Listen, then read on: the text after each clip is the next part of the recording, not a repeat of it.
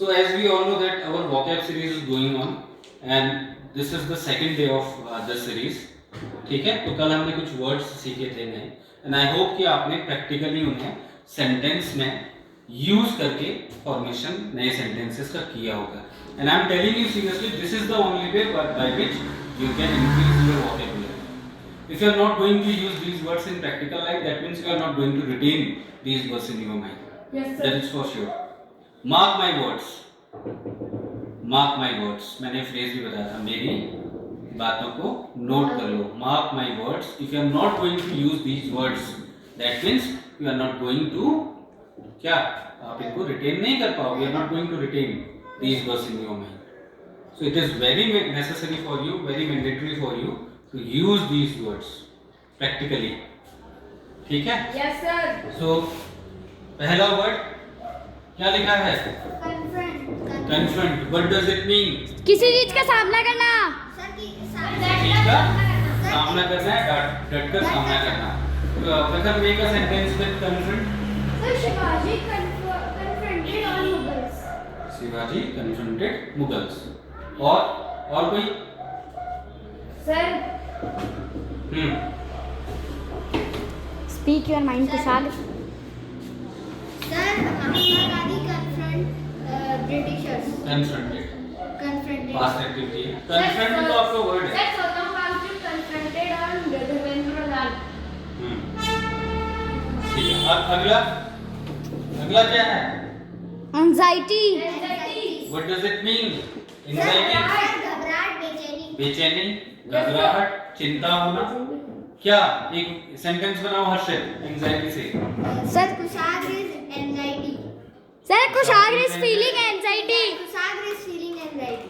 या आप ये बोल सकते हो कुशाग्र को महसूस होती है. Sir, because I am going to beat both of them. कुशाग्र अमूमन ऐसा होता है कि जब एग्जाम होता है कुशाग्र को एंजाइटी फील होती है. क्या बोलेंगे इसको प्रखर? Sir, Kushagra feels anxiety before the examination. या अगर पास्ट की एक्टिविटी है, अगर ये पास्ट की एक्टिविटी है तो कैसे बोलोगे? He felt anxiety before the exam. Exam. ठीक है. अगला क्या लिखा है? Sympathy. Sympathy. Sympathy. Sympathy. Sympathy. Sympathy मतलब sir, सहानुभूति. Sir, सहानुभूति. सहानुभूति. किसी के प्रति सहानुभूति होना. जैसे किसी कंडीशन थोड़ा खराब है तो आप अपनी सिंपैथी उस पर जता रहे हो. Yes, sir. जैसे माना फॉर एग्जांपल कुछ भी ले लो, कोई एनिमल ही है, लेट्स से डॉग है, बीमार है, चोट लगी है, तो आप क्या बोल सकते हो? I have sympathy for you. जैसे किसी इंसान के लिए I have sympathy for the dog, that dog. Don't write on the wall please. It takes a lot of money to paint the walls. Next word betray. betray. What does it mean? Sir, धोखा देना. धोखा देना. बनाओ कोई sentence बनाओ. Sir, Sir, he betrayed him. sir, उसने उसको धोखा दिया. Yes, sir. ठीक है ना? इस तरीके से आप बना सकते हो. ठीक है. अगला लिखा हुआ है. sir, literally. What does it mean? sir, सचमुच. सचमुच. बनाओ. लिटरली मैं तुम्हें बता. Sir I am literally saying. Hindi में भी बोलते हैं. Sir, आधा सेंटेंस हम हिंदी में बोल देते हैं कई बार और वर्ड हमें याद होता है. अमूमन हम लोग नहीं बोलते हैं. Literally I am telling you यार. लिटरली मैं तुझे बता रहा हूँ, सचमुच मैं तुझे बता रहा हूँ कि यही हुआ था. Literally I am telling you this was happened, this had happened. ये हुआ था. Got it. अगला क्या है? ट्रेमेंडस. Tremendous. क्या होता है इसका मीनिंग? शानदार. शानदार. बहुत शानदार. बताओ कैसे यूज करेंगे? हाँ, Virat बताओ. Kohli had played very tremendous. Virat Kohli played very tremendous to Malinga. Sir, that they did a tremendous knock in the second ODI. ट्रेमेंडस मतलब बहुत शानदार. ठीक है ना? तो आप किसी परफॉर्मेंस के सेंस में उसको बोल सकते हो, किसी के करियर के सेंस में उसको बोल सकते हो. Sir, Ferrari is a tremendous car. Tremendous car. बहुत शानदार गाड़ी. Sir Mercedes is a ट्रेमेंडस car.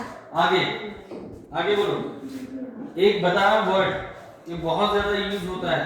दो तरीके से यूज होता है. लिसन सुनो, ये बहुत इंपॉर्टेंट है जो मैं बता रहा हूँ। इसका अमूमन जो अच्छे वक्ता होते हैं उसका बहुत यूज करते हैं, यस सर। बहुत ज्यादा उनके बोलने में ही काम आता है। मोर और लेस, क्या मीनिंग हुआ इसका? ज्यादा और कम। ज्यादा या कम। लेकिन इसका एग्जैक्ट मीनिंग ये नहीं होता। इसका एग्जैक्ट मीनिंग होता है थोड़ा बहुत या लगभग। देखो दोनों लिखो, बता रहा हूँ दोनों क्यों लिखवा रहा हूँ। थोड़ा बहुत या फिर लगभग। लगभग।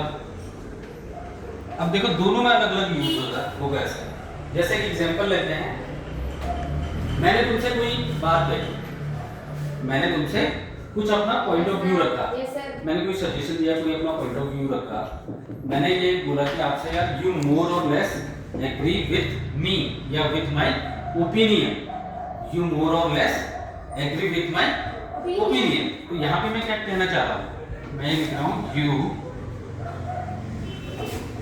मोर और लेस, यू मोर और less agree with my opinion और व्यूज, कुछ भी लिख लो। यहाँ पे मैं क्या कहना चाह रहा हूँ, इस सेंटेंस में ये कहना चाह रहा हूँ कि जो भी मैंने आपको ओपिनियन दिया या जो भी अपने सुझाव दिए, जो भी अपने व्यूज दिए या जो भी मैंने आपको बात बताई, मुझे लगता है कि आप थोड़ा बहुत उससे उसमें हामी भरोगे, थोड़ा बहुत एग्री होगे इस बात। तो यहाँ पे इसका सेंस निकला थोड़ा बहुत। अब लगभग किसमें आएगा? ये क्वांटिटी के सेंस में, सर अबाउट 4 kg। क्वांटिटी के सेंस में आएगा। जैसे मैंने बोला देयर वर मोर और less 100 teams in that contest. मैंने क्या बोला दूसरा सेंटेंस? मैंने बोला आईपीएल का एग्जांपल ले लेते हैं। मैंने बोला देयर वर मोर और लेस 15 टीम्स इन आईपीएल। मैंने बोला कि मोर और लेस जो है 15 टीम्स की आईपीएल में। अब यहाँ पे लगभग से मीनिंग है मोर और लेस का। ये मैं क्या डिफाइन करना चाह रहा हूँ? Quantity define. यहाँ पे मैंने क्या बोला? थोड़ा बहुत। यू आर मोर और less agree with my opinion. यहाँ आप थोड़ा बहुत मेरे जो ओपिनियन है, जो मेरे व्यूज हैं, उससे इत्तेफाक रखोगे। कहने का मतलब ये है। यहाँ पे मैं क्या कह रहा हूँ? देयर वर मोर और less 15 teams in IPL contest. IPL में लगभग, यहाँ पे मैं क्वांटिटी के सेंस में मोर और लेस का यूज कर रहा हूँ। एक बड़ा प्यारा वर्ड है, इसको यूज करना है। इसकी जगह पे आप लोग सरप्राइज बहुत ज्यादा यूज करते हो। यू सरप्राइज मी कहते हो। आप क्या कहते हो? You surprise me. तुमने मुझे, सरप्राइज का मीनिंग क्या होता है? तुमने मुझे आश्चर्यचकित आश्चर्यचकित कर दिया। You surprise me. तो अब सरप्राइज की जगह में एक नया वर्ड लाया हूं तुम्हारे लिए, वो है एस्टोनिश। क्या है? एस्टोनिश मतलब चौंका देना होता है, चौंका देना।